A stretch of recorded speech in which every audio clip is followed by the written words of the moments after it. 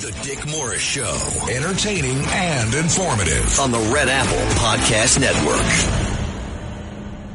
Hi, welcome to the Dick Morris and Doug Dipierro Show, sponsored by the Patriot Gold Group. Hello, Dick Morris. How are you? So what's going on the straight? And give it to me straight. Don't fudge it. The straight. Well, first of all, New John, our news guy over here, just told me that Iran shut it this morning or last night. But here's what we got going on. He says it's probably going to talk tomorrow to these people. So I have on our topics, Donald Trump said that the peace deal was very close after Iran moved to reopen the Strait of Hormuz. But Tehran rejected the president's claim that it was ready to surrender nuclear materials. So, well, they better be, because nothing's going to happen unless they do, right? The upbeat signals from Washington came as a ceasefire took effect in Lebanon, but Iran sharply a different account of the talk suggested disagreements still stand in the way of an accord. We're very close. Looks like it's going to be very good for everyone, and we're very close to having a deal. That's my boy Trump talking in a brief telephone call. The strait's going to be open. They already are open, and things are going very well. Of course, that's the way he talks, and it's going to happen. Trump's comments follow a series of social media posts touting progress on reopening the strait, through which a fifth of global crude oil and liquefied natural gas has typically passed through. A testy response from Tehran, which disputed several key details.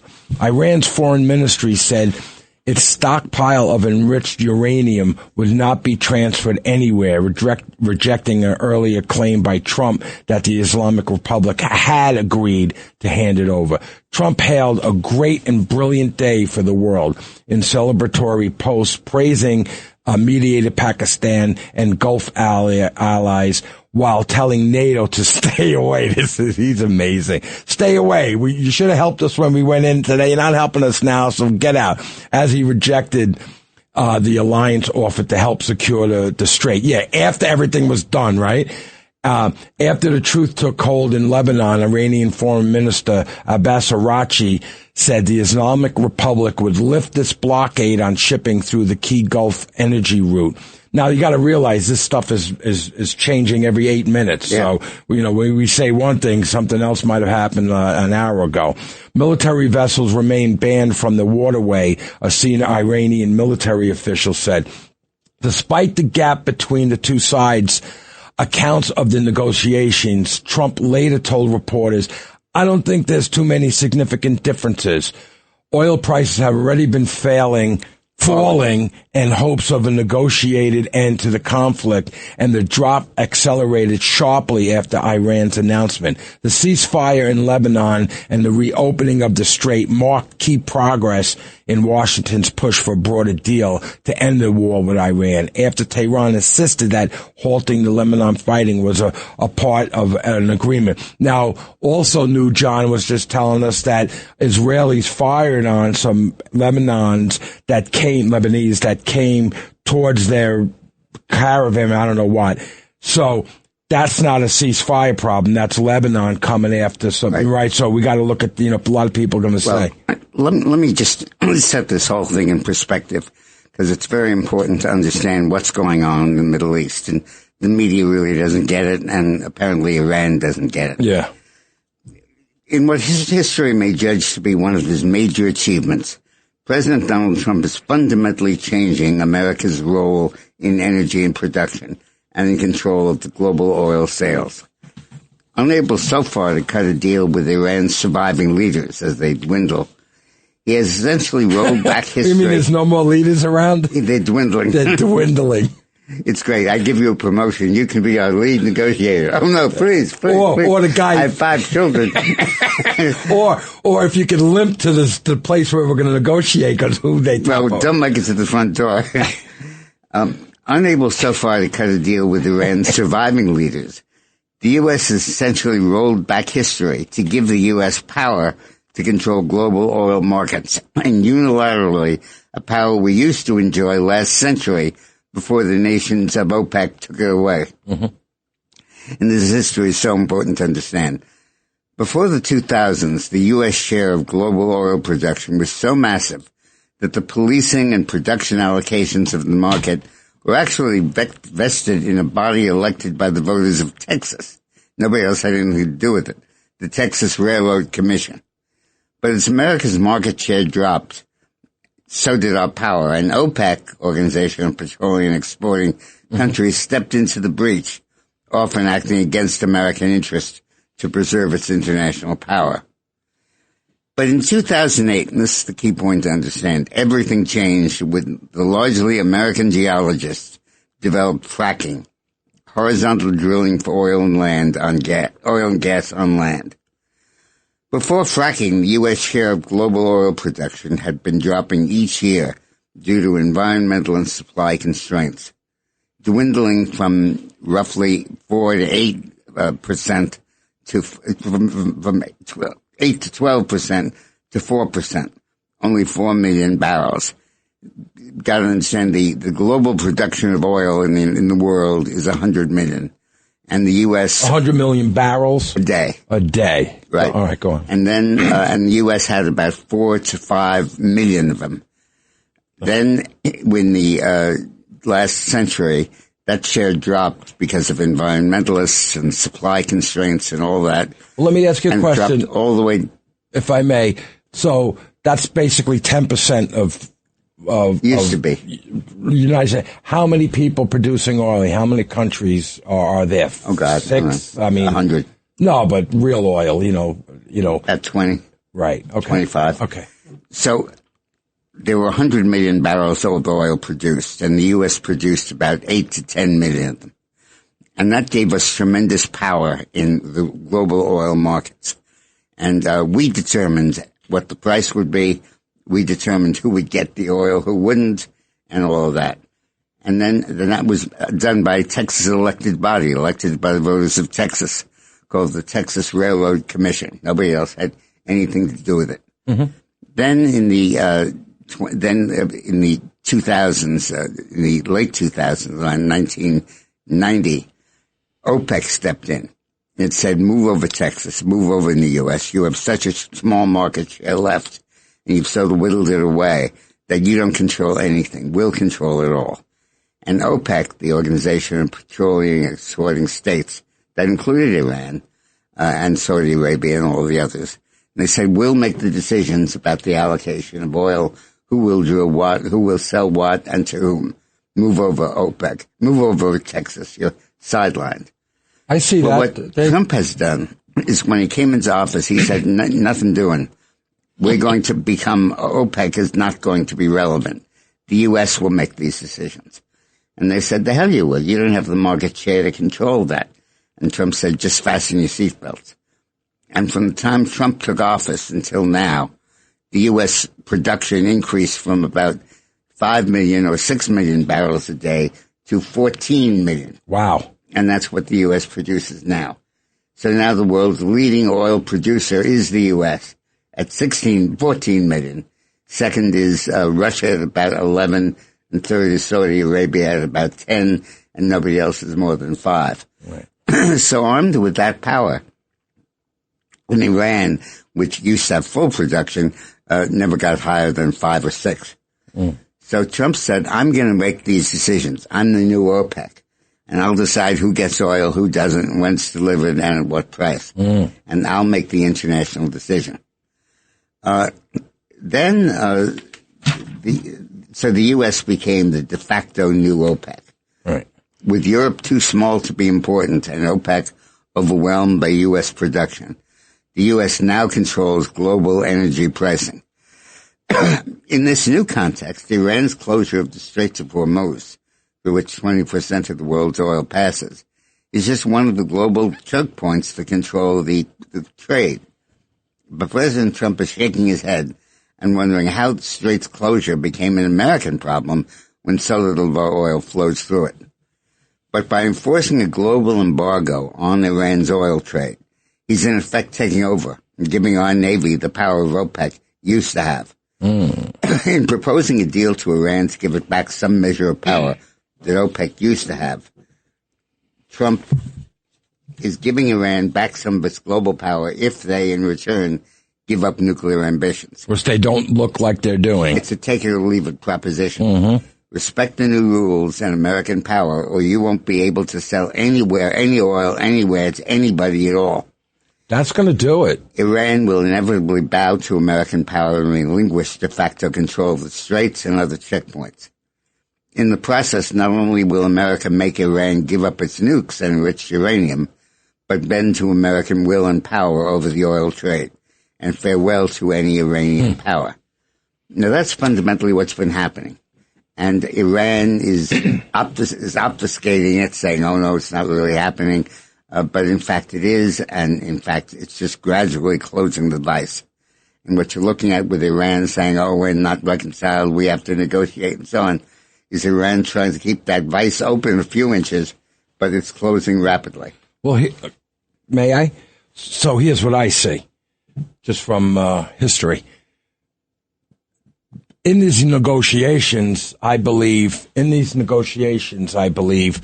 as I forget what it was, it's Saddam Hussein, where we need to have inspectors come in constantly to see what they're doing with this uranium, if they're developing. So that's going to be a big problem with negotiation, because they're going to say, no, you can't come in. Yeah, but the problem is... Do you not remember? Was it Saddam Hussein? Who was it? Saddam Hussein, Yeah. But the word can't doesn't apply anymore, because the U.S. can do whatever the hell it wants. It's our oil now.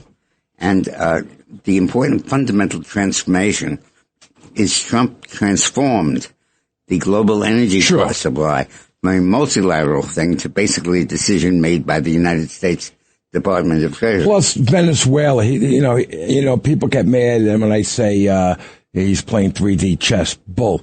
Venezuela, he knew what he was doing. We didn't realize what was going on. He knew he was going to Iran right after that, cutting off Cuba and whatever. So, but anyway, back to us being able to inspect. That's going to be, because they'll hold us. Oh, no, you can't come in today. Yeah, they'll hold it for an hour. With Trump. Yeah, with Trump. He's not Bush. He's not. Because Trump is basically saying, I'm in charge now, and you're not in charge. And I'll make these decisions, and you better abide by them. Yeah. And if you I'm don't, the boss. And if you don't, I'll block you entirely from the oil market of the world. Yeah. Trump is saying you won't be able to sell a drop of oil to anybody or buy it from anyone unless you get my approval. And China right now is saying to Iran, whoa, Yeah. You got to talk to this guy. We need our oil. So what Iran has done is they've been trying to overplay their hand and say, oh, no, it's our decision. It's our strait. We control it. Nothing's going to happen until we approve it. That's baloney. That's just face-saving stuff. Right. The fact is that they have no power. They lost all their power. And, it's so funny. What made me realize what's going on here was a chart that I read by the Americans to Restore Prosperity, I think is the name of the group, Stephen Moore. And they looked at annual oil production. And when I saw that American oil production had dropped from 8 million to 4 million and then risen now to 14 million, I realized that what was happening was that the United States was asserting its global power and that Iran better get out of the way. What are those numbers again? Tell me. U.S. used to produce 8 million barrels a day. As we said earlier. That's off a baseline of 100. Then it dropped to 4 million because the environmentalists, the green movement, we ran out of oil and the oil fields were exhausted. And now we're at 14. Then Trump came along and said frack and offshore drill and Alaska and everything. And with that, our share of oil rose to its current 14.5 million out of the 100 million. Right. And Trump said, that gives me control over the oil market. I am OPEC. Market share. You am not. And because OPEC was never a treaty, it was a market share agreement. Right. And the result is that now the U.S. controls it. And then when Iran said, hey, well, you can't just go ahead and tell us what to do with our fuel, he said, the hell with you. Why not? I can. I'll drop you out of the oil business entirely. Yeah. I'll close it all. You won't be able to sell a drop. And Iran said, hey, wait a minute, we don't have anything else to do with our economy. Right. And Trump said, I don't care. You either obey my rules or forget it. Trump had to deal with unions all his life. He's the union boss. But that's what's going on now. Trump has taken over total control of the oil markets of the world. And that control is not anchored by some kind of treaty or some kind of agreement or even some kind of military threat. It's just a fact of who produces what. And what media is not reporting effectively in the United States, and we are on this show, is that Trump has taken over. It's now his show. And when they negotiate, when they say, no, we're not doing this, he basically is laughing. He's saying, I've got total power. Yeah. Now, one of the side issues here is what do we do with the uranium that is already enriched? That's what I'm getting at. The United States said, I want you to take every drop of it and give it to a third country, and we'll decide what that country is, and we'll decide what they do with it. That's and you the better crux. follow what we say. Yeah, but that's the thing. Yeah, but then Iran I will agree say with no, you. and they'll be out of business. I got it, and I believe you. Trump's and got him in a stranglehold. And I even know you're right about this, but they're going to do it. Because you watch. They're and that's going. why Trump said today, Iran never learns. Never. And they always stall the negotiation and he knows that. That's why he did what he did, blockade-wise. And and what they're hoping, Iran, is that their threats and their bluster will be a de facto control. Wait, say it again. What threats? What bluster? Of Iran? Bluster in the Iran, of Iran. That they're gonna... That they'll control it because the companies won't want to ship the oil. The insurance companies, the people that own the tankers are all going to be cautious. And at the moment they are, but under Trump they won't, because Trump will say, I'll take care of it. And you know what he did that was important? You know, and he was just going to do it anyway. I don't think it's a strategy. He let certain ships go through, you know, ships with the proper flags or whatever. So people, you know, other countries say, wait a minute, this guy's not blockading the whole thing. He's not stopping all that. You know what I mean? They see what he's going to do. Yeah. So they easily are now picking a side. Yeah. And it's under new management. Under new management. One side controls all of the oil and the other one controls none. They should have a sign under new management. So that's what's happening. And what Trump did before was with the blockade and with sending in half the Navy was to assert our power. And the brilliant thing is he did it without losing a single sailor. That's unbelievable. Without losing a single life. There were no shots fired. Right. Not even Iranians. So one of the things right now is their bunkers where they have all this stuff. I mean, miles into into stone and tunnels. So, and we can't look in. We can't. Now we can. Yeah. That's going to be one of his negotiations. They're not going to go for that. Yeah, it is. But see, that's where we can get in a problem. Yeah, but Trump has freaked them out so totally by a total blockade. And he's sitting there with an on-off switch. All right. If he flips it off, they go crazy. They fall apart. I like what you said before. It's not going to, we'll just say no. I don't know what you said. It was pretty funny. Anyway. But anyway, we're going to go to break. Well, I think we're going to come back with On the Rocks. Okay. You know, good. And so get ready for Little On the Rocks. The Dick Morris Show on the Red Apple Podcast Network.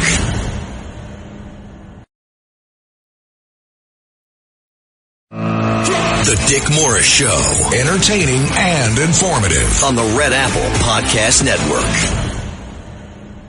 Welcome back to the Dick Morris and Doug Dipierro Show, sponsored by the Patriot Gold Group, and we have a special appearance by our friend On the Rocks. Before we do that, I just want to, the call-in number is 800-848-9222.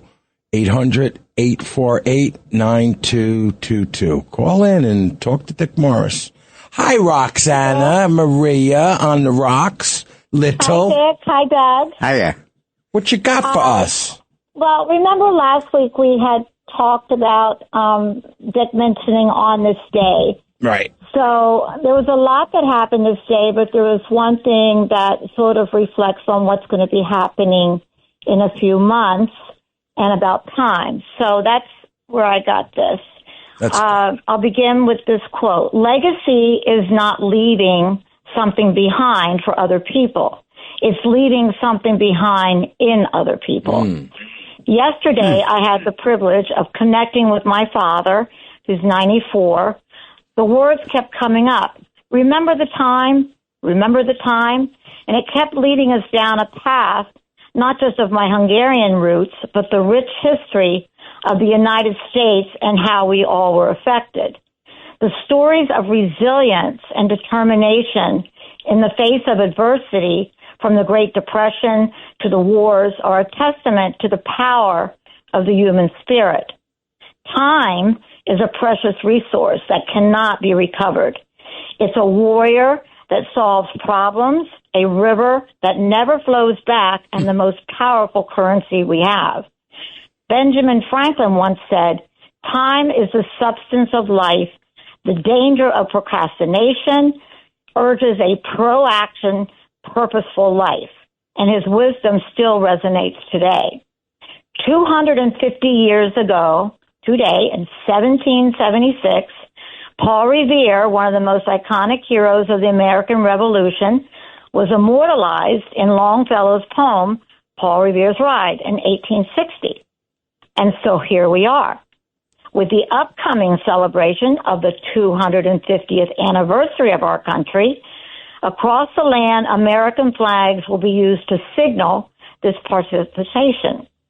Some will be traditional, while others, for this occasion of 250 years, will fly the Betsy Ross flag of 1776, symbolizing freedom. That was the birth of a nation, our nation. The emotional part of the American flag lies in its role as a living timeline, a fabric of our collective memory. Yes, we are living in a time of conflict, chaos, choices of great consequence.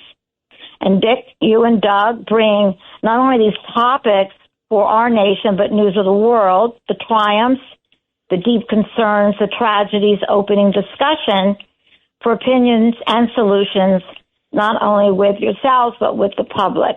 And we all feel time is of the essence. To protect our traditional social values, our united platform, emphasizing strong national security and individual liberties. May our continuous vision of hope and faith feed the courage that's needed to push back all these ideologies that threaten this foundation that was built upon personal sacrifice and unparalleled faith. Just as Paul Revere 250 years ago didn't hesitate that historic ride, we each need to do our part. Time flies over us, but leaves its shadow behind. It's a powerful reflection on the legacy of time, how the past continuously shapes the present and the future. So, blessings to all. That's great. Amen. You know, you reminded me when you spoke about the legacy of the past. William Faulkner, the great writer, wrote a line about the South in the U.S. that is so important and so relevant. He said, in the South, the past hasn't passed. In fact, the past isn't even past. Something like that. Yeah. You know what, Dick? Talking about past, like when you pass something, I have something for you. Today also marks the anniversary of the house that Ruth built. The opening in the Bronx of the Yankee Stadium in 1923. Wow. Play ball. Wow. Cool. What would you do without that, Dick Morris? That's so cool. Oh, my God. And let me tell you another thing. Dick Morris, there's a statue of Dick Morris on 79th Street when you get on the West Side Highway. There's a park right there.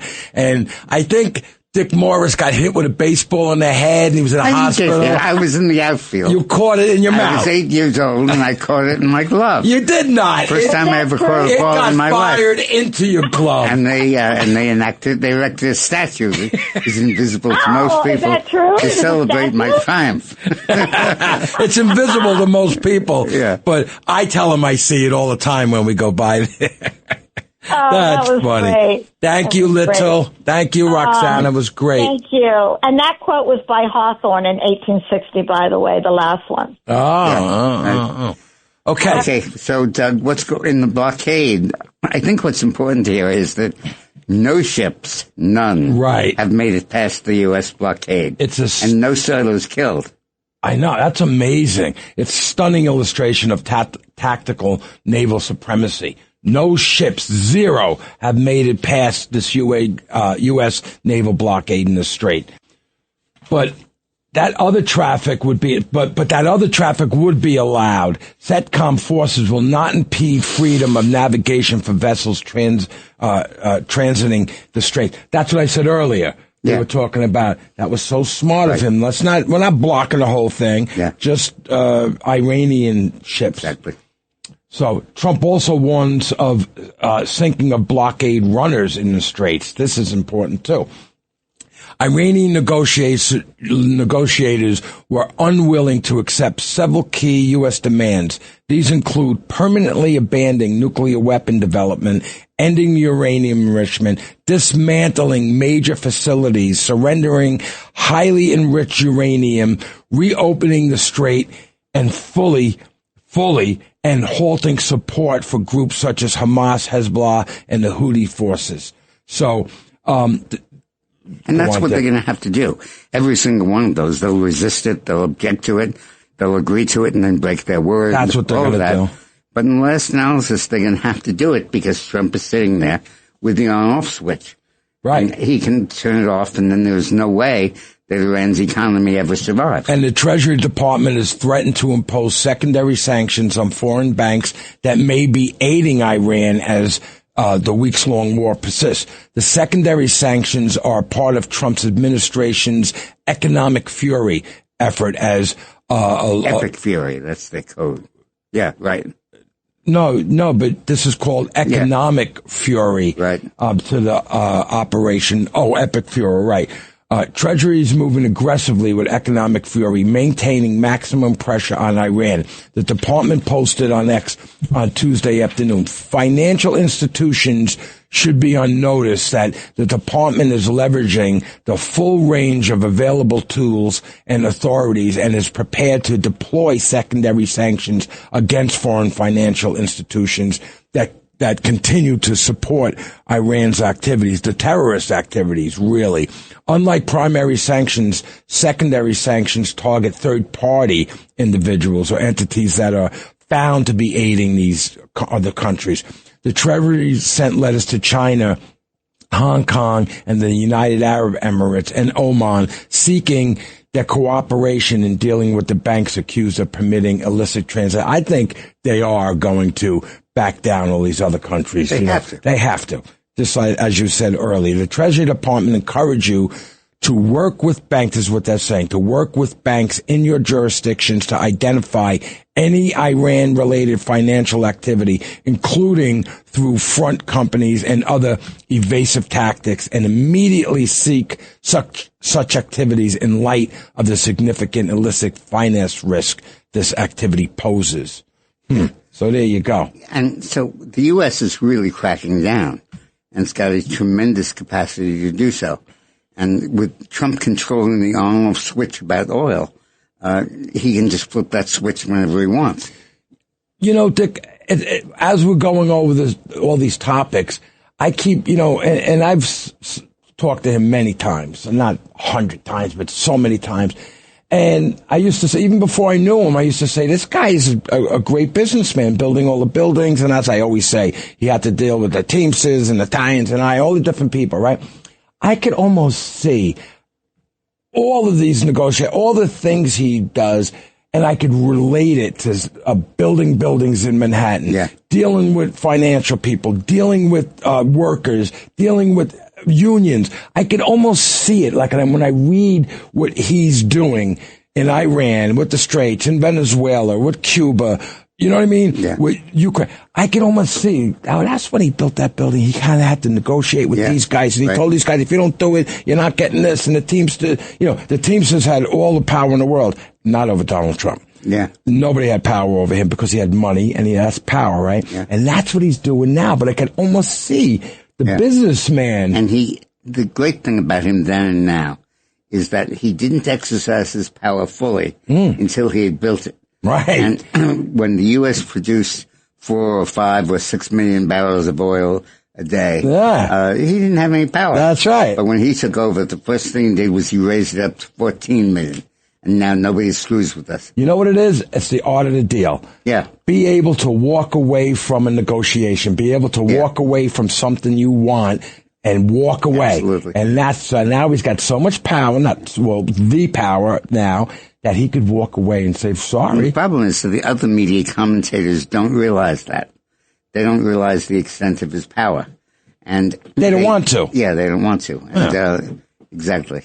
And Denzel said it best. I got to remember how he said it. He said, if you don't listen to the news and whatnot, you're uninformed. If you listen to the news, you're misinformed. You know what I mean? It's true, though. So go ahead, Wigan. While that's happening, we're having a chance to assess the impact of the closing of the straits on the economy. And the important point to understand is the increase in oil prices in March reflects geopolitical risk, not domestic economic overheating. There are two ways to have inflation.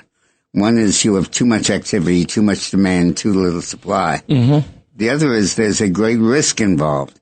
It's your tankers, it's your oil, it's your lifeblood. So energy is a wild card. Yeah.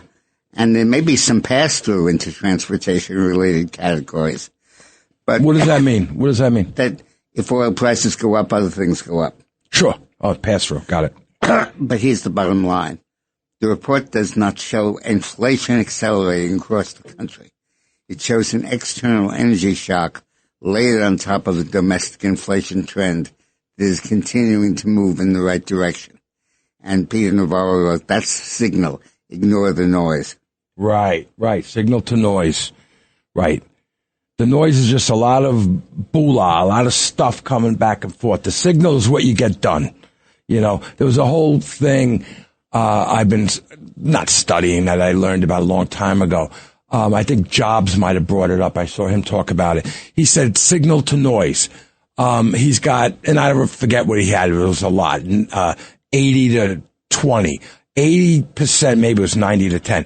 80% signal means I have to do something today. So here's what I got to do. First, I have to get to work and I have to talk to this guy and I have to do, and that's your signal. You're talking about what you have to do all day. The noise is when there's the bull in between where people say, oh, we have to do this. This has to happen tomorrow, this and that. Blah, blah, blah. That's noise. It's not getting anything done. The signal is the part, the actual maneuver that you make and what you do. Building a car or a motorcycle, I have to have a tool and I have to turn the wrench and I have to do. The signal is talking about it. Oh, I worked on my car all day and I did this kind of thing, and you impress your friends with the signal.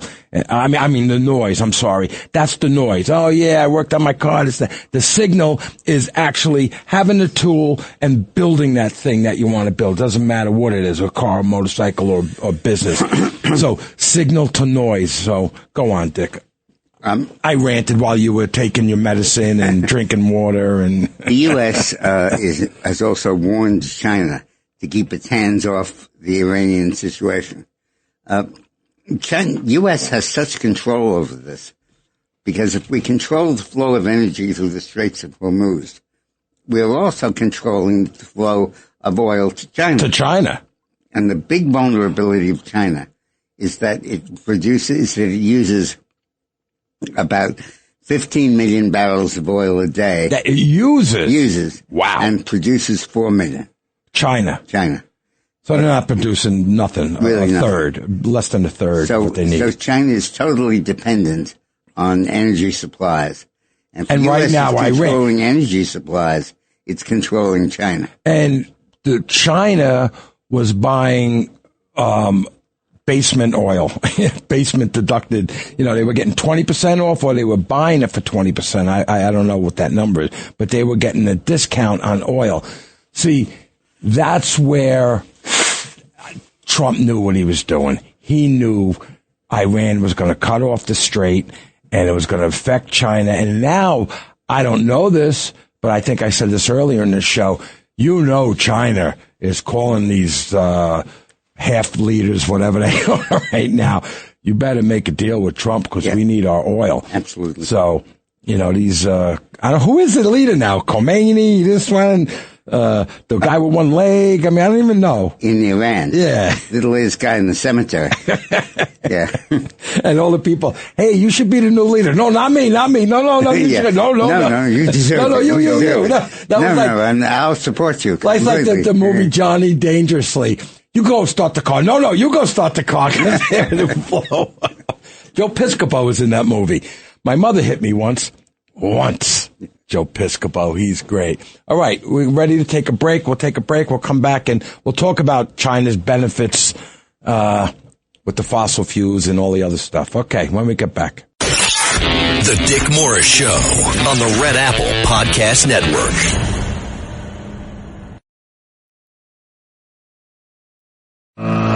The Dick Morris Show, entertaining and informative on the Red Apple Podcast Network. Welcome back to the Dick Morris and Doug Dipierro Show, sponsored by the Patriot Gold Group. As the turmoil continues in the Straits of Hormuz, China is losing power because the global energy disruptions accelerate a shift away from fossil fuels and toward clean technologies and renewable power, industries that China dominates. Most of the power, oil, and gas from the now mostly shut Straits of Hormuz was Asia-bound. Asian nations are scrambling to conserve energy and bolster dwindling reserves. As a temporary ceasefire teeters, gas prices in the U.S. and Europe were spiking. While most of Asia was hit hard, China will likely be able to benefit from the fossil fuel disruptions, despite being the biggest purchaser of Iranian oil, because China leads the world in battery, solar, and electric vehicle export. It's almost like hedging your bets, even though they didn't realize they were hedging their bets. Well, they realized it, certainly. With the alternative stuff? Yeah, that's why they were fighting so hard for rare earth minerals, because they want China, which they succeeded in, because they knew that they would ultimately need oil and be powerless. They just knew this could happen, and now it has, so they were... the important point here is that the world energy markets and world capitalist system will never be the same after this week. You first have the raw assertion of power by the United States to control the world's energy markets, and that's succeeding. Right. Then you have a move from the rest of the world to say, oh God, with this happening with oil, we're not going to hold our breath waiting for the next delivery of oil. We're going to go ahead with electric fuel, electric batteries and stuff, and we're going to look toward China to do that. And the third thing, which we'll cover in a minute, is that the power that China once had is being changed increasingly to Mexico, because Mexico is offering cheap. Oh, we have a topic on that. We'll talk about that. Yeah, that's interesting. That's really interesting. That's coming up in a couple. So let's talk about Iran will break first. President Trump is turning the tables on Iran's economic warfare via its thievery racket in the Strait. U.S. naval forces have officially begun enforcing a blockade on all maritime traffic entering and exiting. And like I said, this is happening in time. It's every hour something changes, so we have to look at the story as that also. The critics are already out and forced. They cite $100 plus a barrel of oil, rising inflation, pain at the pump. They're not entirely wrong. There will be temporary pain, but the question about this strategy's success comes down to who breaks first. And on that question, the answer is rather certain. Iran will. Geopolitical analyst Mayed Maleki, am I saying it right? Maleki, a senior fellow at the Foundation for Defense of Democracies, laid out the arithmetic this weekend. A U.S. naval blockade imposes approximately $435 million per day in combined economic damage on Iran, $276 million in lost exports, $159 million in choked imports, right? The blockade. That's $13 billion a month drawn from a regime already struggling to make a payroll and water for that people. Yeah. Right? As Maleki, I don't know if I'm saying that right, Maleki points out over 90% of Iran's $110 billion in annual trade transit the Persian Gulf. Oil and gas account for 80% of the government's export earnings and nearly a quarter of GDP. Kharg Island alone, which handles 92% of Iran's crude exports, generates approximately $78 billion a year in energy revenue. All of this sits inside the blockade zone, so that's important. Iran's rial, that's the monetary unit, Iran's rial has collapsed from roughly 42,000 per dollar units per dollar over 1.5 million. It collapsed 1.5 units as opposed to the dollar. It's amazing. Wiping out the savings and purchasing power of ordinary Iranians. The central bank recently resorted to printing a 10 million rial note just weeks after introducing the 5 million rial note. Officials' inflation runs at 47.5%. Food inflation hit 105% in February. Rice prices are reportedly up sevenfold. The blockade flips the asymmetry. Instead of Iran collecting rent while the global economy bleeds, Iran becomes the most negatively impacted party immediately. The liberal Brookings Institute, Robin Brooks, made the strategic case as far back as March. The U.S. can implode Iran's economy by shutting down its oil exports. That might open up the strait a lot faster than anything else. Like you said, he's got his little chips, Trump does. He also argued that the crude prices might actually fall if the blockade is seen as ending the war quickly, because China, which buys most of Iran's oil, would have every incentive to lobby Tehran in accepting terms, like I said earlier, right? Both sides will feel this, but the Trump administration has the massive balance sheet and the strategic wherewithal to outlast a regime running 47% inflation, no meaningful foreign exchange reserves, and oil storage clock ticking towards zero, and a population that was already in the streets fiercely protesting the extremist Islamic government that rules over them. Yeah. And they need water. Yeah. Just to add one more. Water on top of it. Yeah, put water on to douse out the flames. That's right.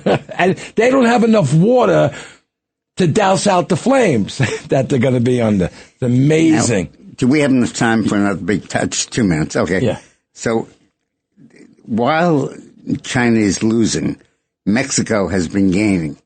And one of the big changes in the global economy taking place is the power of Mexico. Mm-hmm. China's losing its grip on global manufacturing, and one of the biggest new winners is Mexico. That doesn't mean Mexico is a rival in the way it did China. North America is reorganizing around American power at exactly the moment China is becoming older, costlier, riskier, and weaker. Mexico is not rising against the United States, but because it is plunging itself more deeply into the only industrial system on Earth that is actually positioned to win.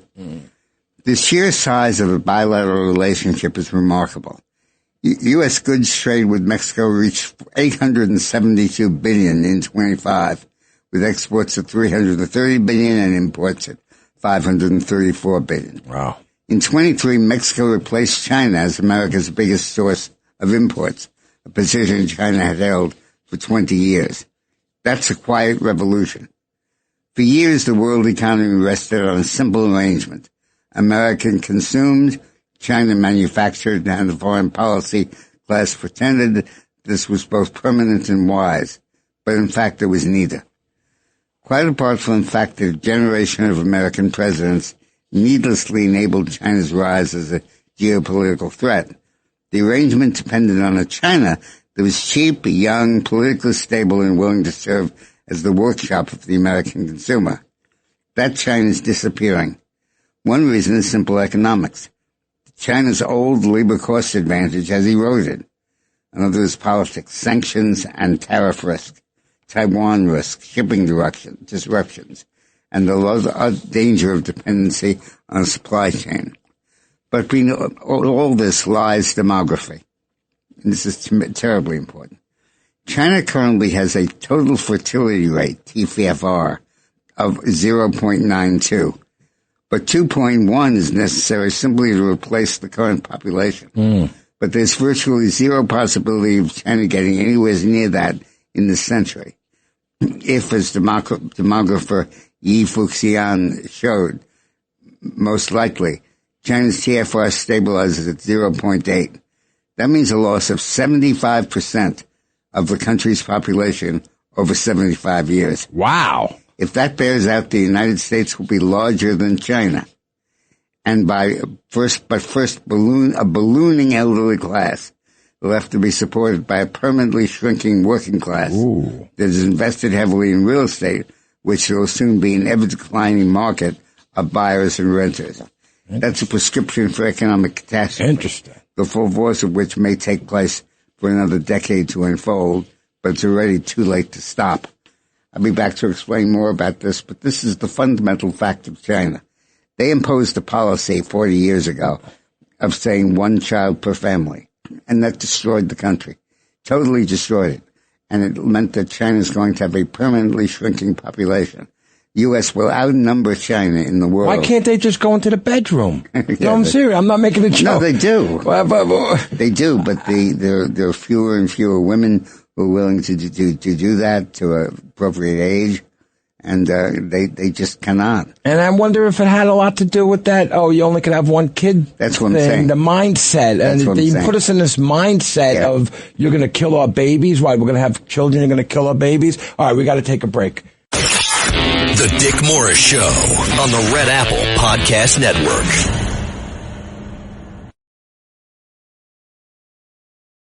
The Dick Morris Show, entertaining and informative on the Red Apple Podcast Network.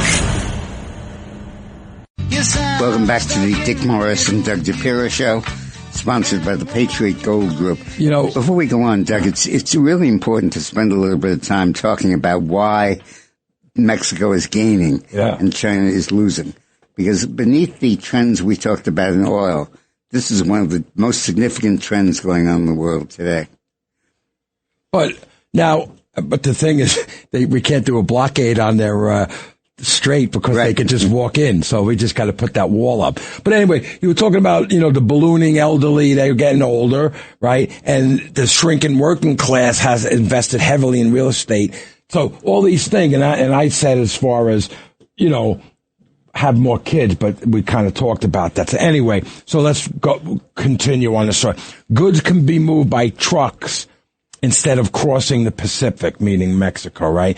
Components can crisscross the border multiple times during production.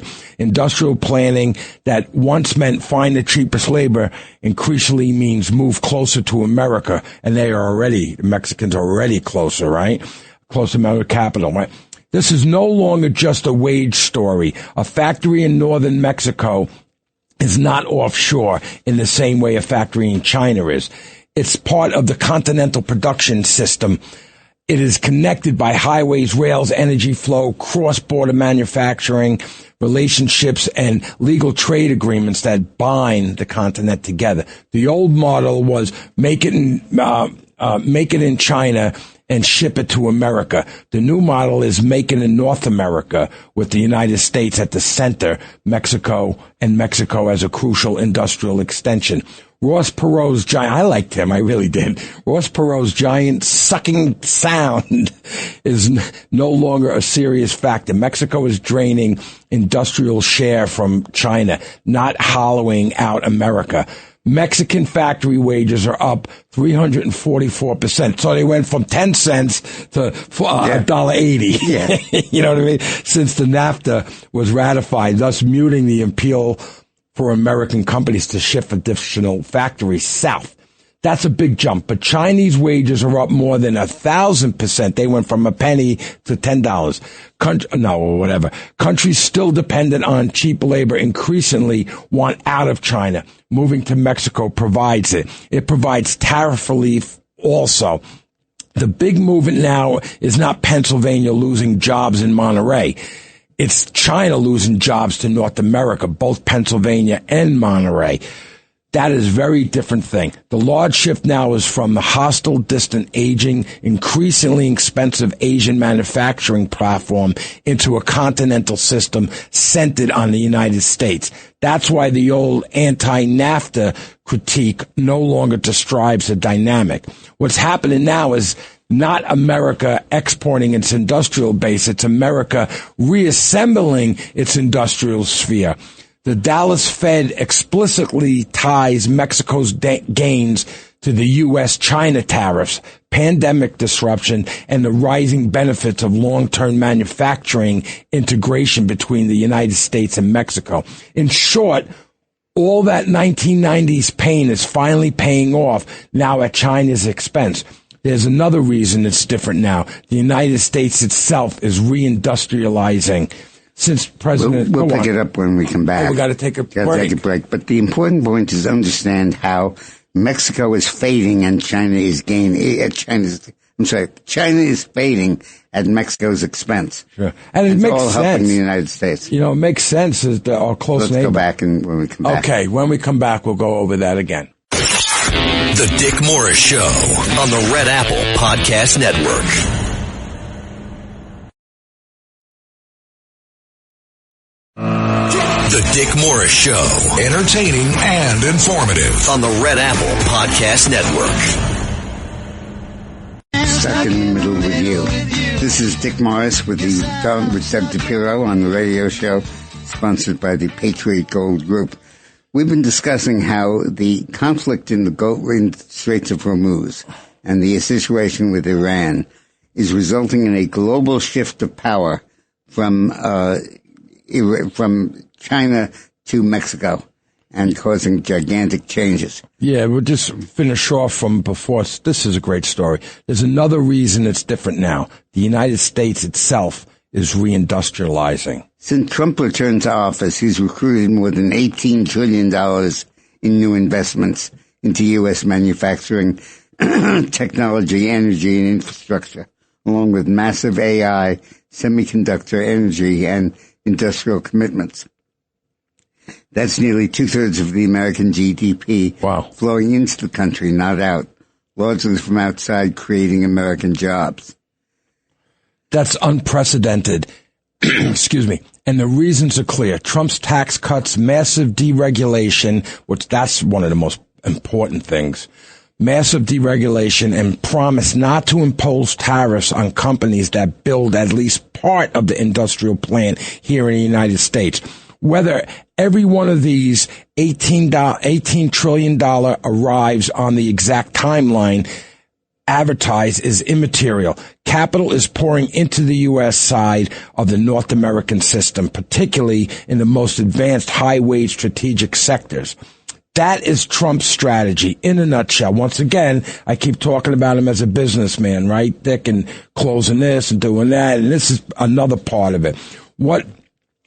That is his Trump strategy in a nutshell. America gets the fabs, the energy, the software, the high-end machinery, the engineering, the finance, the data centers, and a large share of the heavy capital investment. Mexico gets what China sheds: more assembly, more autos, more electronics, more industrial scale, and more of the mid-complexity manufacturing leaving China. And Trump is doing everything in his considerable power to accelerate that departure. That's the point. We are no longer talking about America growing poorer so Mexico can grow richer in a way that Bill Clinton, George Bush, Barack Obama did. We are talking about an American economy so large that it needs nearby help growing stronger together because production is shifting into a system organized around American capital and American strength. The other thing, there's more control. When your neighbor's helping you build a house across the street than the guy in another town, it's a lot better. It's a lot easier to deal with them. China built its entire economy and future. China built its entire economy and future on exports, with the U.S. as the most essential customer. Now it's losing share, partly because of its hostility, partly because it's no longer the dirt cheap workshop that it once was. Success changed the math. Japan experienced the same thing, but with a more positive result. In the language of economic development, it got rich before it got old. But China got old before it got rich. Interesting. Let me repeat that. In Japan, they got rich before they got old. But in China, they got old before they got rich. Wow, when you really think about that, wow. That's why Mexico is rising, especially vis-a-vis China. Trump's reset is forcing a reordering of trade and supply chains around American priorities. The first Trump tariffs helped start the break into the old China-centered model. The second Trump term is accelerating it. And because the American economy is vastly larger, less export-dependent, and more central to the world demand than all possible trading partners, the correlation of forces works explicitly in America's favor. But the truth is bigger than trade. The U.S. is indispensable, and it's becoming more indispensable, not less. Europe is stagnant, overregulated, strategically dependent, and increasingly unserious. China is straining beneath the weight of its own contradictions. Russia is declining gas stations with nukes. BRICS is a joke. Ask Iran. Go ahead. Either way, the United States alone combines the world's deepest capital markets, the reserve currency, enormous energy and food abundance, unmatched military reach, a gigantic domestic market, and a continental scale production base protected by oceans and friendly neighbors. That is not just prime. It's prime. It's a structural primacy. It's a structural advantage. Becoming more obvious by the year. Unbelievable. And, you know, so it's such a great story. We're both trying to say it. Yeah. Our naysayers in the economic commentary don't dare say this, but it's completely true. This war has reshaped global economics to stress China's increasing irrelevancy and Mexico's increasing power. And above all, the U.S. organizing the system.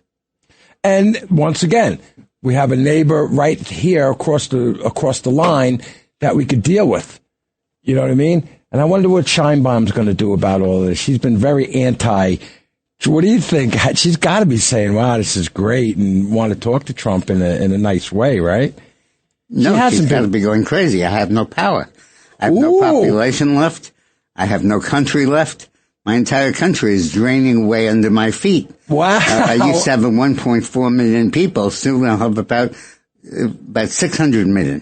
Yeah, but first of all, we're sending people back. Second of all, their economy is going to boost big time with all of this, right? China's?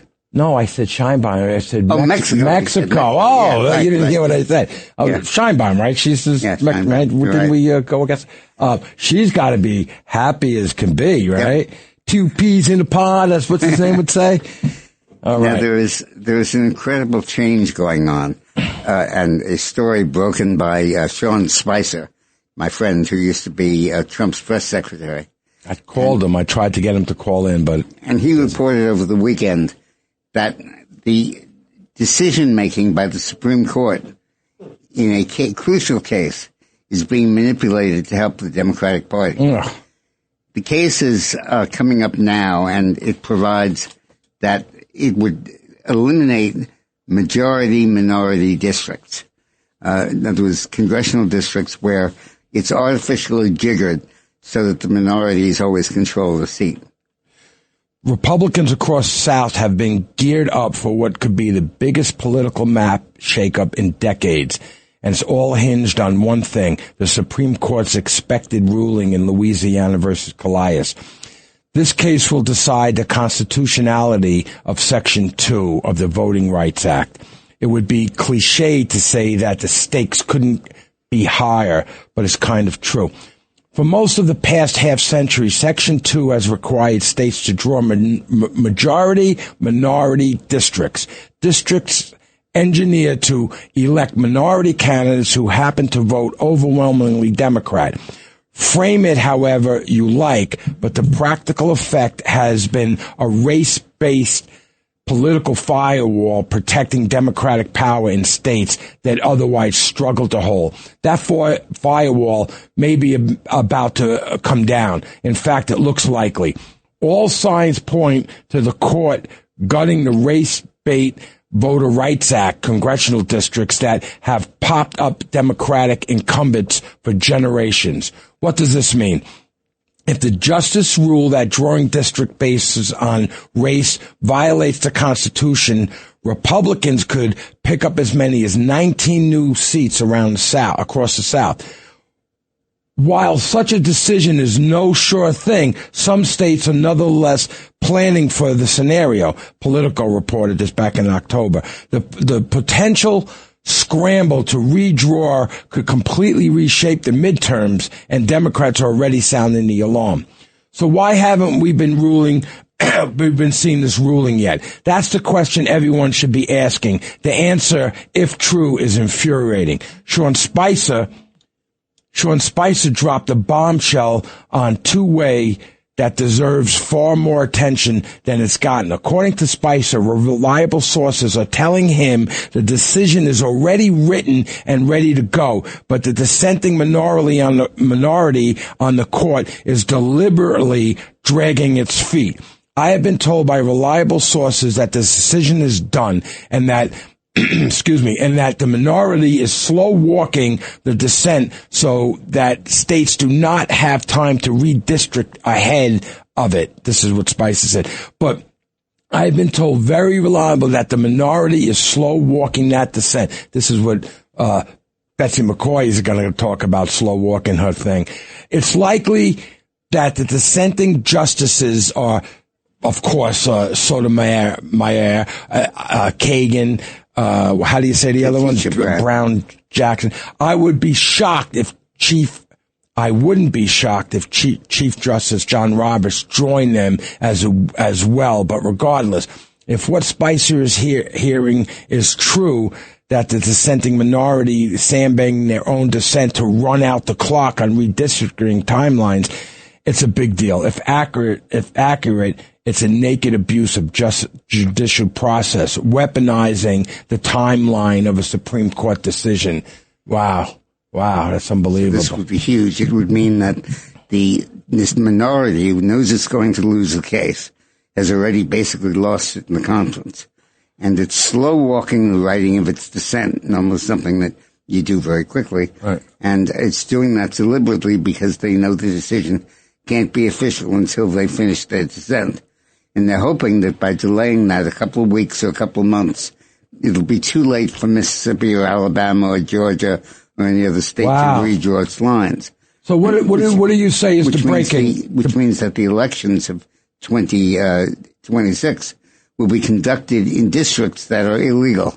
So what are you saying the timeline? What is the breaking point where they have to make this decision? It's different from each state, but we're all coming up against them. It's got to happen in a month. Yeah. And not 6. And they're deliberately slow walking it. Mm-hmm. And if that happens, we'll have a congressional election, or if your election a midterm, where about 18 seats will be elected in unconstitutional districts, simply because the minority that has lost the case already is deliberately slow walking its dissent. This is the most outrageous thing you can imagine. Unbelievable. I was going to do the topic on Betsy, but we should wait until after the break because we won't have enough time to talk to her. Good. So, but we'll, let's go to this then. This is yours, Dick. The current polling, looking forward to 2028 by John McLaughlin, is fascinating. This is who's going to win the Republican nomination after Trump, the world after Trump. Currently, it's shaping up. Vance is in the lead, which we expected, at 30%.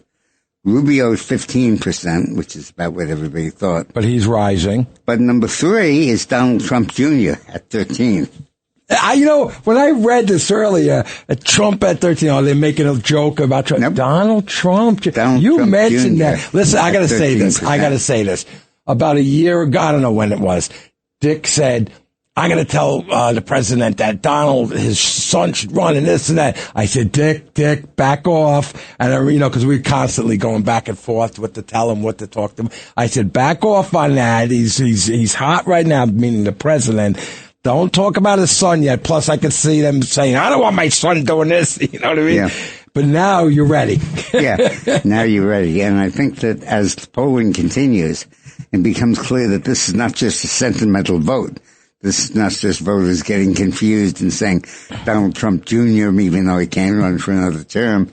This is voters understanding. What do you mean he can't run from the Donald well, Trump himself can't. Right. So voters are probably thinking, oh, they're making a mistake in the questionnaire when they say Donald Trump. I know he can't run. But as people realize, Trump Jr. can sure I like him, too. And that very likely Trump is considering that.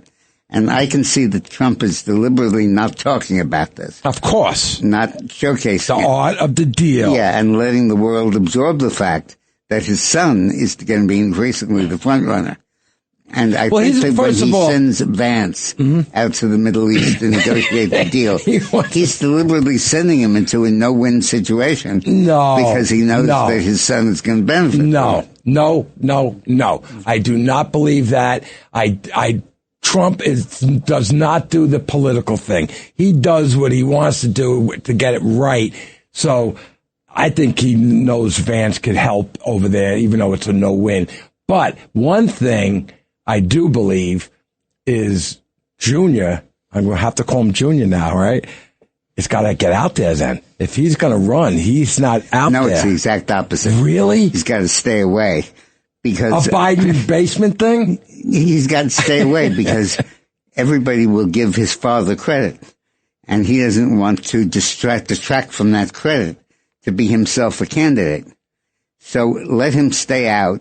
Let everybody look at Donald Trump Sr. and saying, oh, my God, what an incredible job he's doing. Yeah. And then they'll say, well, what do we do after Trump? And they want everybody to shrug their shoulders and say, I guess Vance, I guess Rubio. But increasingly, they're going to be saying Trump. I don't know and about I think that. by withholding Donald Trump Jr. from the system. When do you put him out? In a year. Well, yeah, right. Not yet. Oh, you're saying right now. Yeah, you let him sit there. Biden basement thing for now. Let there be a strong demand for another Trump. Right. And come in a little later so that nobody's going to get the talk about amending the Constitution to do that. Not going to happen. Right, no. But the idea of giving him a speech here or a speech there, a statement here or there, and gradually injecting Donald Trump Jr. into the political process, I think is very likely. I like Vance, J.D. Vance. I like him. I don't know enough, but now I'm starting to realize who he is. He's speaking more. I love Rubio. Rubio is so strong. I mean, he's really out there. He might jump really up front. Junior, I don't know. I like, I only met him a bunch of times, but just shake hands. Hello, how you doing? He probably doesn't know. Eric, I got to know a little bit, Eric would be good. He's a little more, Junior, I hear, is a little bit out there. He'll tell you, go F yourself. Right. Kind of guy I like. But, okay, when we get back, Trump has cut legal immigration to the United States more than twice as much as illegal immigration. Actually, I think when we get back, we go to Betsy. Okay. We're going to go to Betsy because this gives her a little time to... Is she on? Yeah, I think she's on the line and, we have to do our topic about her first. Okay. All right, when we get back. There's a... The Dick Morris Show on the Red Apple Podcast Network.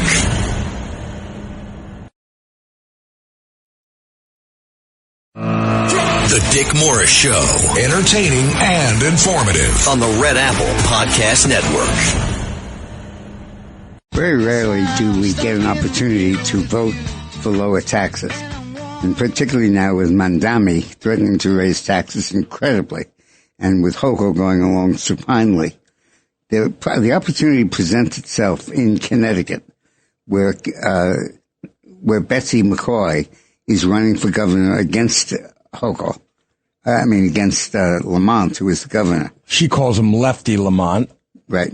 So anyway, today, Betsy McCoy, a resident of Connecticut, is suing New York Governor Kathy Hochul and a New York State agency, the Department of Environmental Conservation, for violating the Interstate Commerce Clause of the U.S. Constitution by blocking the approval and construction of the Constitution Pipeline. The lawsuit is filed in a district court for Southern District of New York.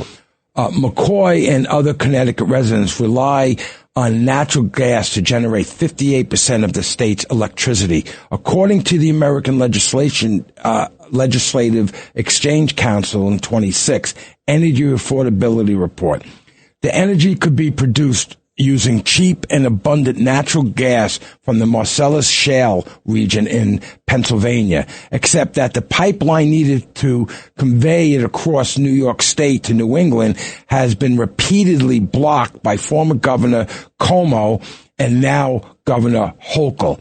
Laura Sweat, chairman of the Federal Energy Regulatory Commission, testified to Congress on February 2nd that blocking the pipeline is causing New England consumers to pay as much as 300% higher rates for natural gas imported from countries such as Canada and Nicaragua. Previous litigation brought by the Williams Corporation, which has proposed a pipeline, challenged the state's use of Clean Water Act, Section 401, arguing that it should not trump the decision of FERC, which has approved the pipeline as long as 2014. This lawsuit filed today challenges, this is Betsy, this lawsuit filed today challenges New York State's obstruction on a stronger legal basis, the Interstate Commerce Clause. Blocking this pipeline from conveying natural gas from Marcellus Shale in Pennsylvania to consumers in Connecticut is like closing off I-95, telling trucks they cannot traverse New York to bring goods from New Jersey to Connecticut. A clear violation of Interstate Commerce Clause, just the type of state-based obstruction framers intended to prohibit with the U.S. Constitution. Government Lefty Lamont doesn't have the guts to sue Hochul, a fellow Democrat. I'm putting the people of Connecticut first, and I'm not waiting until I'm governor. That's great, Betsy. People need help with their electric bill, and that's what Betsy says. So we have her on the phone. Hi, Betsy. That's a gutsy thing to do. It's very good to join you, and I'm glad we can discuss this lawsuit because it offers Connecticut residents and businesses real hope for the future.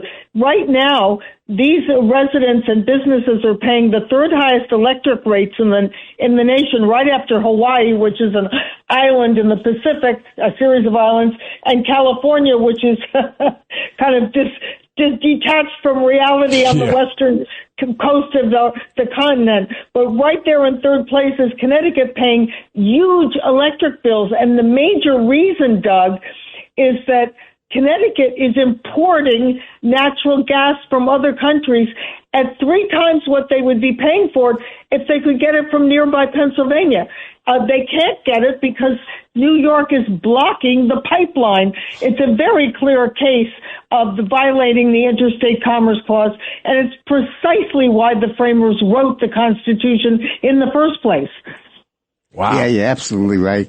You know, the originally, the left wing said, "Oh God, fracking is terrible. Yeah. It's going to, and the pipeline is awful, and they were all in disfavor." But now everybody realizes we need the pipeline, and we need the oil, and we need the gas. But they're attempting to obstruct it, and using the Interstate Commerce Clause to block that is a horrible thing.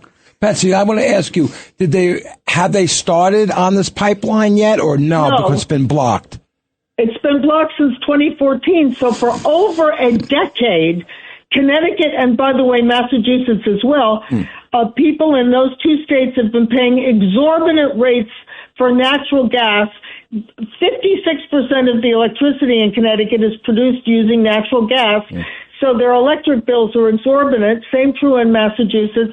And this would provide urgently needed economic relief and giving the states, both of those states, enormous economic boost, a real shot at prosperity, because these high electric rates have retarded economic growth in both states. It's the second part of my Connecticut comeback plan.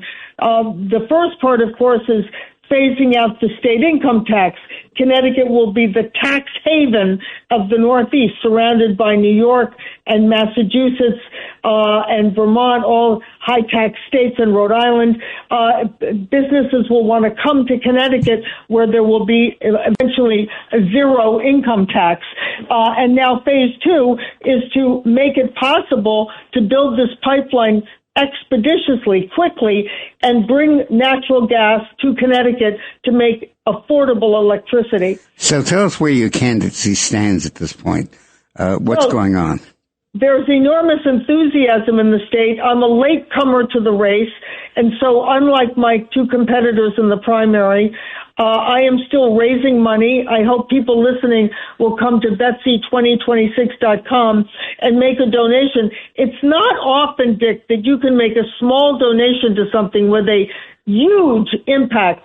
But in this case, that's true, because Connecticut law says that once I raise $340,000 in small increments, the state will unlock a $22 million grant to my campaign, which is enough to reach every voter in the state with these important economic platforms and win the race.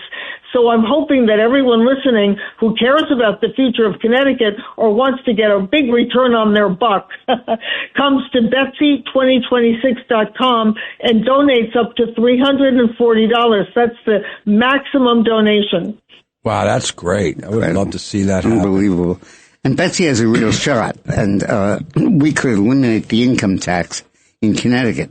But I didn't realize this other thing, which is the abundance of energy lying right next door in Pennsylvania that we're not permitted to tap unconstitutionally. And Betsy mentioned, as I mentioned her a couple of topics ago, is slow walk. Tell the people how you're going to do it, Betsy. You're going to keep them. Well, I was talking. There's another very big issue in Connecticut. Lefty Lamont has signed a bill that forces all these beautiful towns in Connecticut, 169 of them, to give up their right to local zoning. And this is really important to people who have saved for years to buy a single-family home on a quiet street. And now the state is coming in and saying, you can't have that. The state has the right to build a big square apartment building or even a trailer park right next door to you. Never mind that it will ruin the value of your property. It will push up local property taxes because these little towns will have to build things like waters and sewers and bus lines to accommodate congregate housing. So that's a very big issue right here in Connecticut. And I've said that when I'm governor on day one, that law, which has already been passed, will be a dead letter. I will just slow walk it, as you said, Doug. Slow walk it. Till it dies of its own inertia. Tell us how that affects homelessness in these towns. Oh, God. Oh, well, this is a really shocking provision in this law, and very left-wing. It's Lefty Lamont, he used to be a moderate, but now he's Mamdani in country club clothes. And that's good. This law that's says, good, Betsy.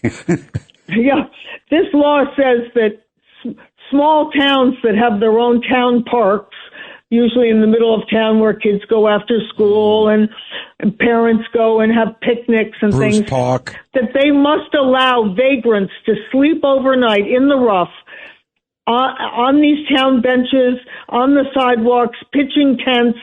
You know, there was a Supreme Court case 2 years ago, Grants Pass versus Oregon, and the Supreme Court ruled that towns have the right to ban vagrancy. They have a right to say you can't sleep on the street, you can't defecate on the street, you can't panhandle on the street. That's a lowering of our standards of living, right? You must go to a shelter if you are homeless.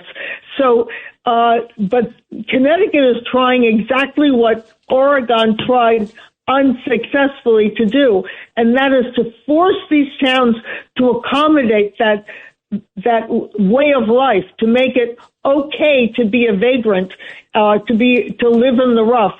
And it's very dangerous because, as I've pointed out before, the Cicero Institute data shows that in Connecticut, at least in Rhode Island, 41% of people who are choosing to live in the rough, living on the street, are registered sex offenders. No. So, yes. So, I live in a small town. One of the rites of passage is you give your kids, your grandkids, $10 and you say you can go into town for the day, you can walk around, you can buy your own lunch, you can go shopping with your friends. Well, you can't do that if there are vagrants living in tents in these little parks because they pose a real danger. Didn't you tell me that they made park benches illegal where you can't put a divider in the park bench? That's right. So they could sleep on them. Yeah. Unbelievable. Yes. The law calls benches with a divider hostile architecture. Hostile architecture. And the law specifically outlaws any park bench that has armrests or a divider because it makes it too hard to sleep overnight. It's unbelievable to believe that could do. And also, how about the showers they want to have at these parks? Did you talk about that yet? Oh, good. I'm glad you raised that one, Doug. So the law, and this is a law already signed by that left-wing governor in Connecticut.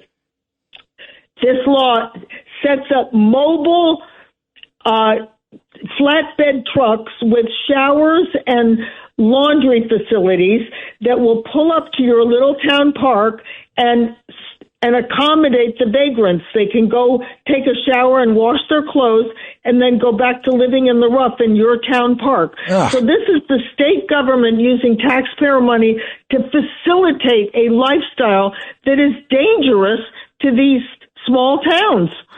So to stop this and to stop this law from taking effect, it's already been passed. Well, I'm running for governor to stop this kind of left-wing nonsense and protect these towns and protect a way of life people enjoy, which is a small community where you can let your children walk into town and walk around. Yep. So tell people what they can do, Betsy. Once again, I hope that everyone listening will come to Betsy2026.com. That's the website, BETSY2026.com, and make a donation. This is one of those rare instances where you can make a small donation and it will have a huge effect. It will be magnified many times over because it will unlock that $22 million public grant. You know, what you're talking about with these, with Lefty, is so vulgar, and it's common sense what you want to do to take care of this, why people wouldn't want you to first become governor and to get rid of all this stuff. It's unbelievable. Yeah. So they have Betsy, to. Thank people you in the state are unaware of how radical and destructive and personally threatening to a decent way of life this legislation is. They just don't know that it's happened. But now you will see, if you're living in one of these towns, you're increasingly seeing people choosing to sleep in the rough, lie on park benches, pitch tents in the local park. In Connecticut. Yes, it's starting to crop up already. And the police, they have their hands tied. Wow. Because the state law prohibits them from discouraging this. That's why we have you on, Betsy, so you can get this out there and people hear it. Imagine Bruce Park. And is this happening there? Exactly. Oh my God. That's right. And children go to those parks after school, but they won't be able to anymore. Wow. It will be too dangerous. You couldn't possibly let your preteens sit in the park after school because there'll be tents there. Oh my God. And vagrants. Well, how are you going to teach your kids anything? Anyway, thank you so much, Betsy. You, Betsy. And remember, Betsy 2026. Betsy2026.com. Okay. Thank you so much. Please donate. Okay. Tax refunds are up 24% over last year. And tax refunds this season are up 24% compared with the 4-year average of refunds before Trump took office. Change credits the Republican tax legislation signed into law last year. As the tax season kicked off in January, the White House had boasted that average returns were projected to rise by at least $1,000. But currently the average refund amount is $3,521, according to the latest IRS data, which is an 11% increase from last year's $3,170 average refund payment. A Trump administration official who spoke on the condition of anonymity to provide a preview of the data analysis said the increase in refunds is due to tax breaks and spending cuts that impact taxpayers across economic brackets, including no tax for tips, no tax for overtime, deductions for car loan interest, and certain deductions for seniors. The official declined to specify which tax deduction had provided the greatest savings, and the analysis was based on the daily Treasury statements over the 21 to 26 period. Asked whether the Trump administration is concerned that any potential economic benefit from higher tax refunds could be offset by higher gas prices brought on by the war in Iran and the disruptions in the Straits of Hormuz, the official said money is going into people's pockets through increasing refunds. So basically, as Betsy would say, axe the tax. Yeah. Just remember that when you think about your taxes, Betsy McCoy, axe the tax. Remember, Betsy2026.com. We got to take a break, and we come back when we talk about other stuff, right, Dick? Good. The Dick Morris Show on the Red Apple Podcast Network.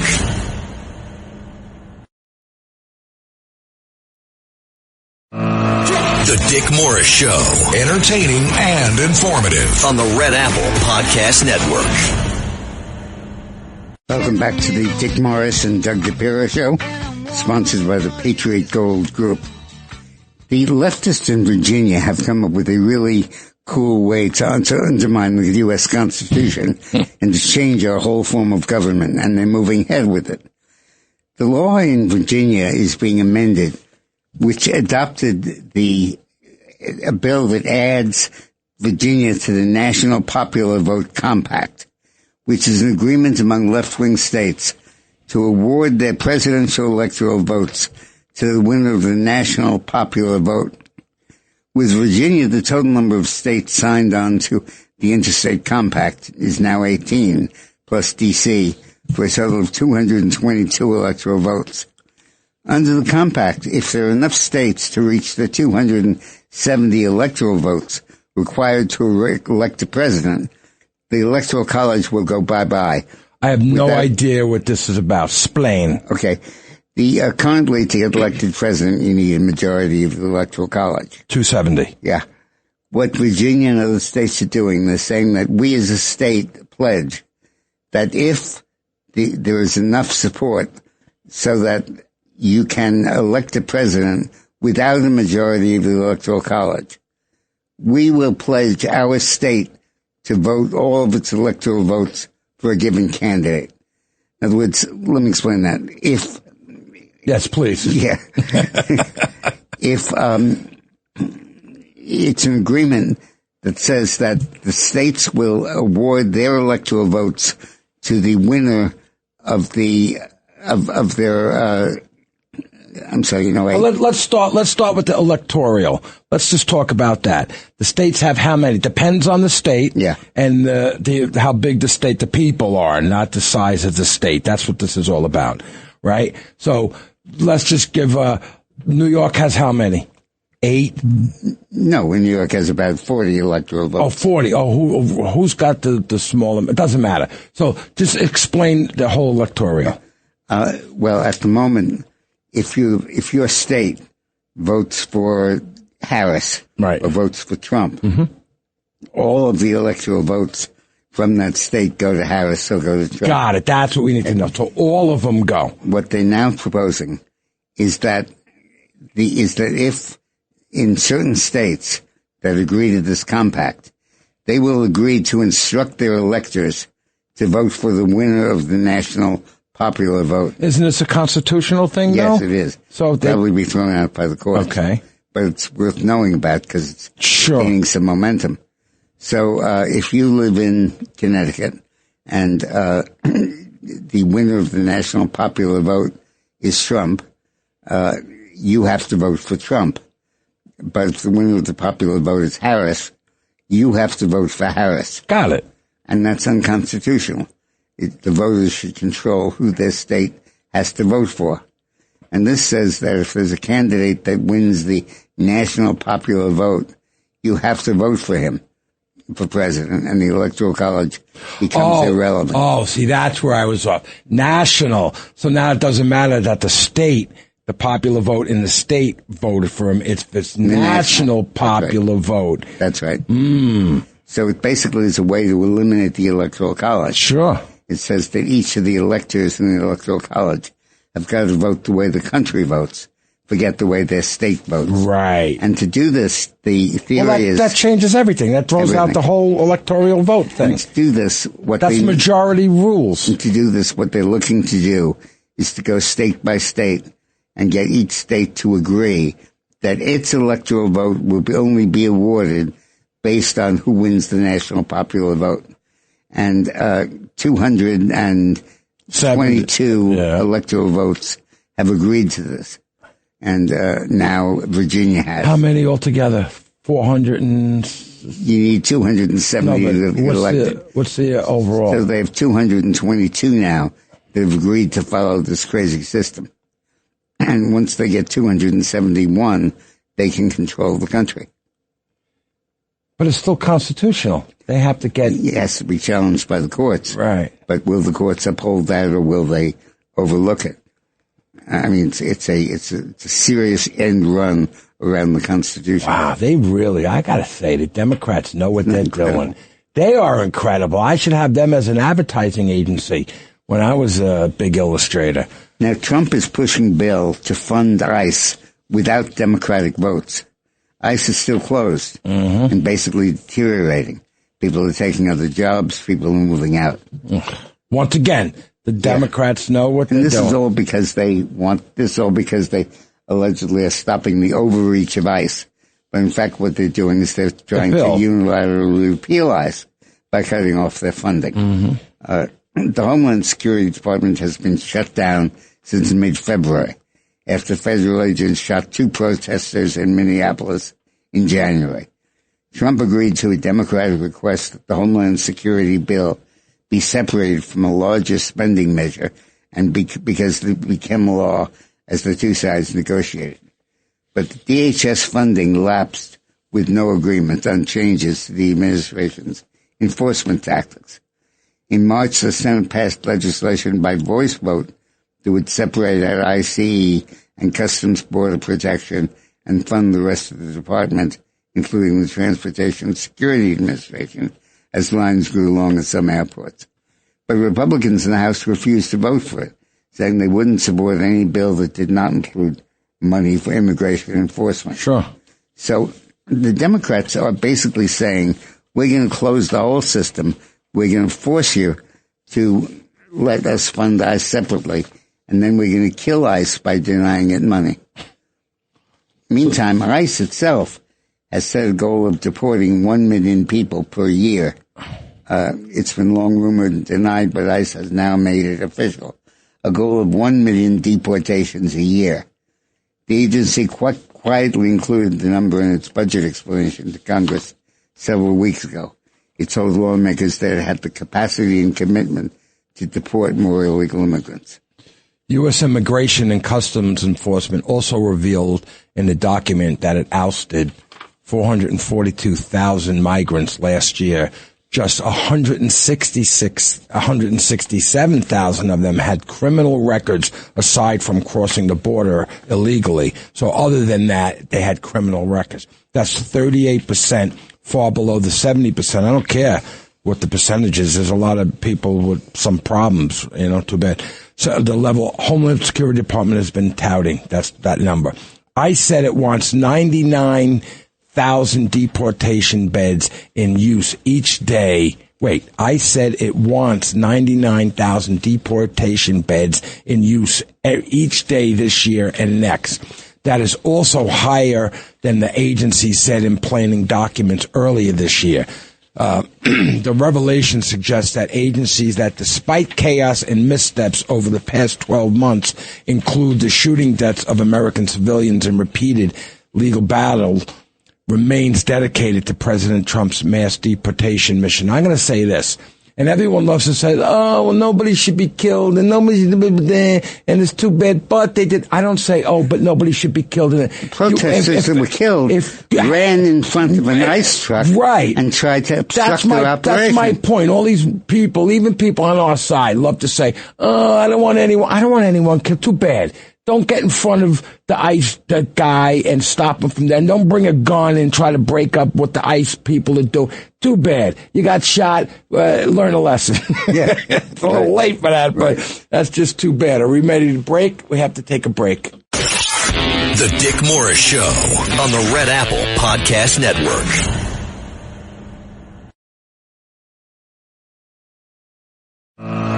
The Dick Morris Show, entertaining and informative on the Red Apple Podcast Network.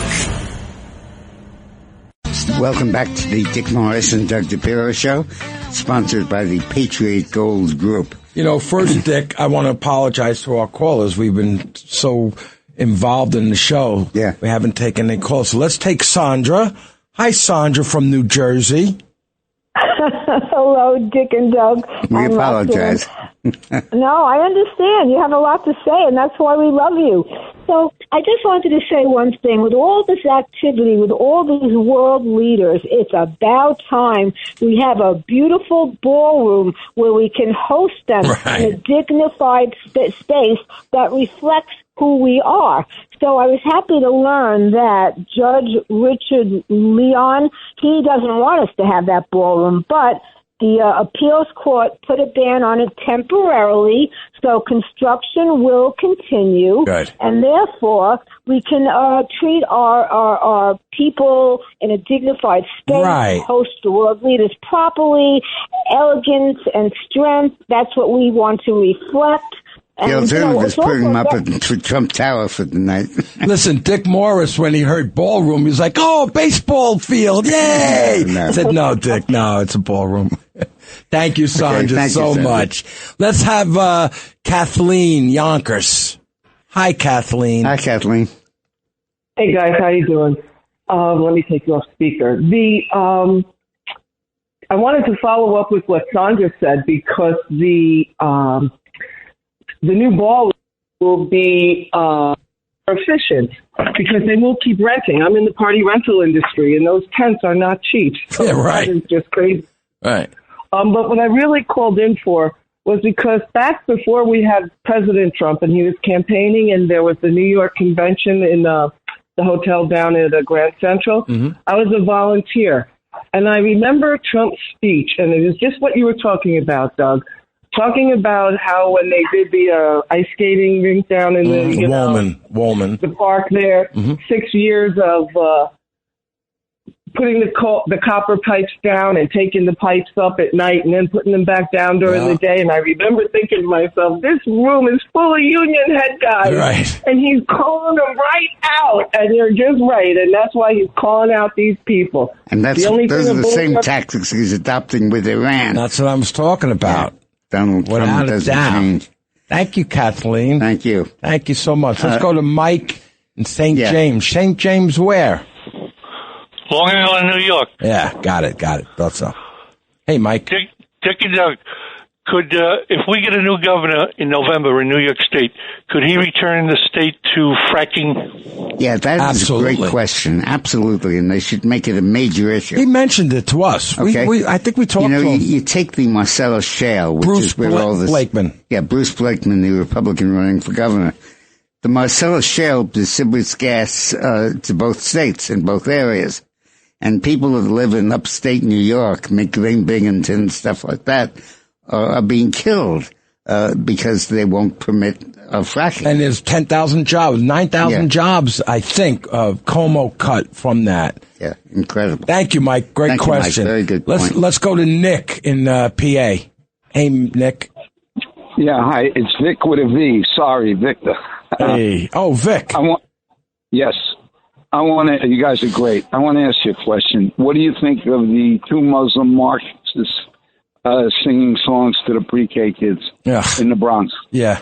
Barack and the other guy. Yeah, Zoran the moron. I just saw that. You believe this? It's unbelievable. Well, listen, they're going to do it until they're not going to do it. What do we got? 4 years with this guy? Yeah. Unless Blakeman, this guy does some really bad stuff, and Blakeman is the governor, he could pluck him out of that seat. But let me jump ahead a little bit. We have Charlie coming up from Cherry Hill, and he's going to ask, whether we can win the midterms. Hey, Charlie, how are you? I would say that that's what I want to ask is, can we win the midterms? I think our chances of winning have increased dramatically. Yes. Winning in Iran, getting the surrender of the Iranian government, our success with the economy doing very well. Trump's numbers have improved substantially. And I think we're going to win the midterms, but we can't bet on it. But I think we have a hell of a shot. And then you have the story about these minority-majority districts. And majority-minority districts. If it goes through. Well, it's gone through. It's going to go through the court. Well, that's slow walking. The issue is, will they slow walk it, or will they be able to delay it? But they wouldn't be doing that if they thought they had a lock on this. So, Dick Morris, thank you very much. It's an honor to be here. Thank you. And thank Rob Smith for making me say that to you every Sunday. Thank you, Robert. I'm sorry, we had so many things to talk about tonight. I know. And thank you, Roxana, for On the Rocks. It was great. I had to make sure I said that. Thank you. Bye-bye. Okay, bye-bye. No. Goodbye. Bye-bye. No. Bye-bye. Bye-bye. Okay, bye-bye. Bye-bye. Bye. Okay, bye-bye. Bye. Bye-bye. Thanks for listening to The Dick Morris Show. You can hear The Dick Morris Show Sundays at noon. If you like the podcast, share it with your friends and listen anytime at WABCRadio.com and download the WABC Radio app. Hit that subscribe button on all major podcast platforms. Plus, follow WABC on social on Instagram, TikTok, Facebook, and X. See you next time for a new episode so you never have to wonder. What the heck is going on here?